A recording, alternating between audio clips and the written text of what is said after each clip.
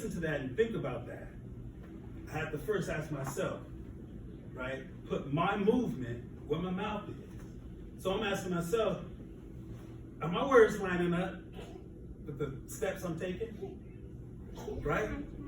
Am I following the path that I believe? For me, I ask the question, what is a more?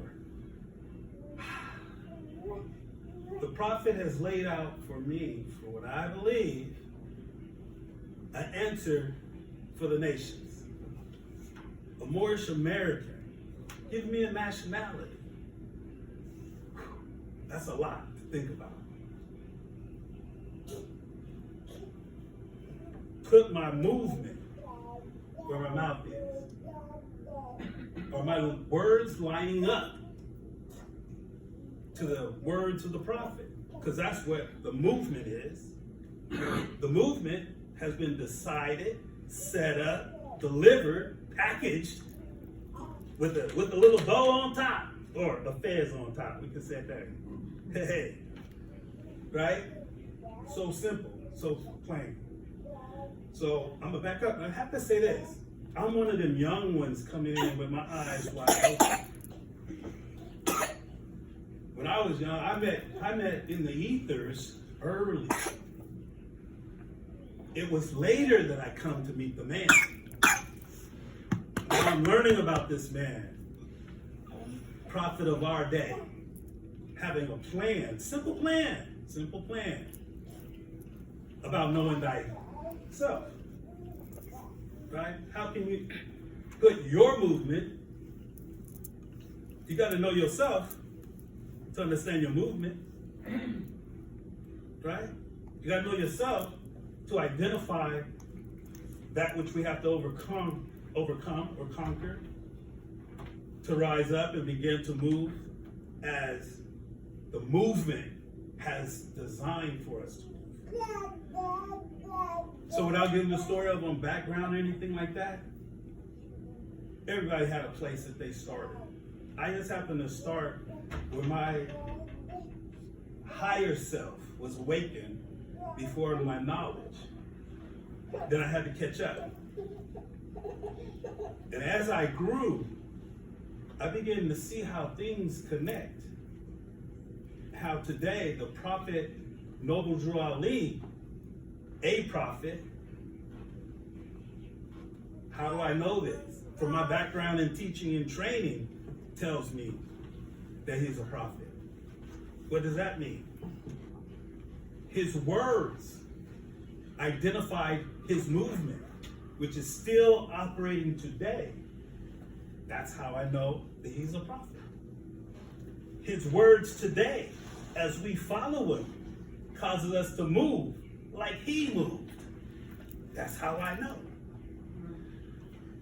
I'm outside your box. But listen to the words, because the words create your movement. Think about it for yourself, taking it personal just for a second. Where are your movements? Specifically, aligning with the words that you say. You say something, are they falling by the wayside, or are you walking in that path? I'm a little different, but I believe that this is a appointed time. Simply as everything that has happened to me since I've been here, the message in itself, put your movement where your mouth is. Oh, you guys just don't know. You talk about farming the world. Oh, I'm sorry, I said world. The world is after I work on my little city, little state, then around the globe, okay? Why? Because there's a plan that the prophet has put in order. I'm young. I learned how to recognize the words of prophet, the prophet. And today I live them. I walk with them. And I'm trying to catch up. I'm trying to catch up with all that it is being positioned before me. Wow, again, I don't know what time it is. I started with time, but let me just give you guys after saying those words that were deep in me, he said, just throw your heart out there. So there it is. There it is. Right? I believe that our prophet has set up a blueprint, not just for the temple. You lost it if you're not understanding that that temple also is you. And it must start itself first.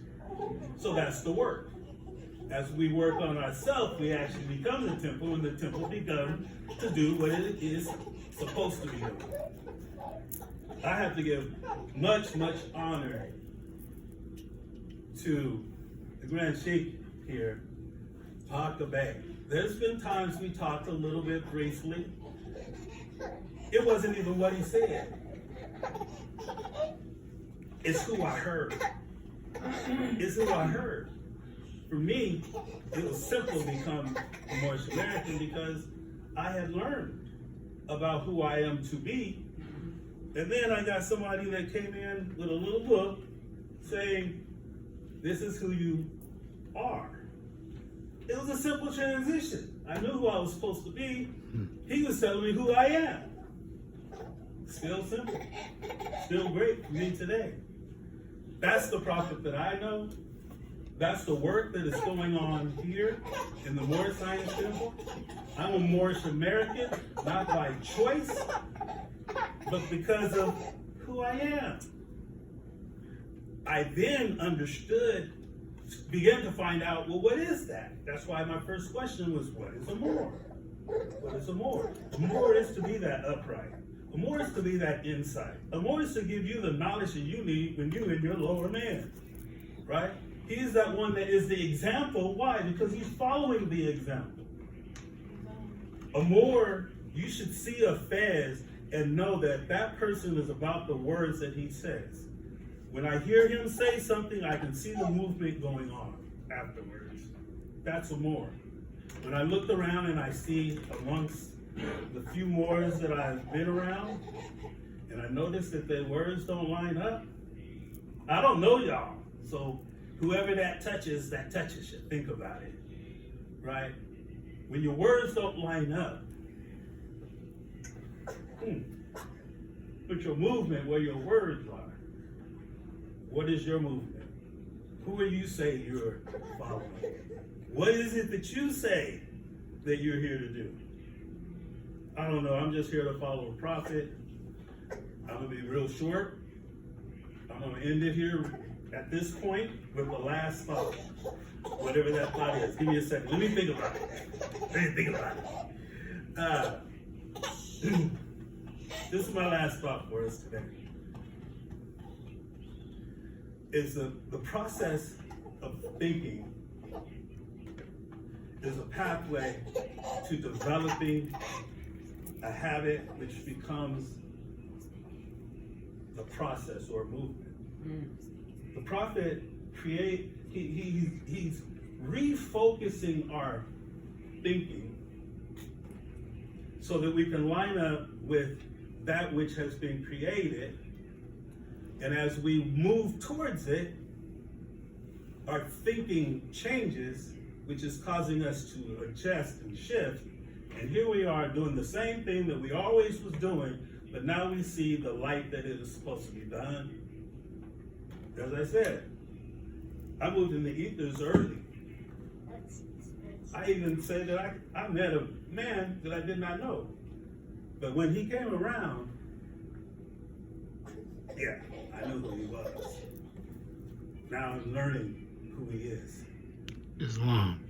Islam? Islam. Islam.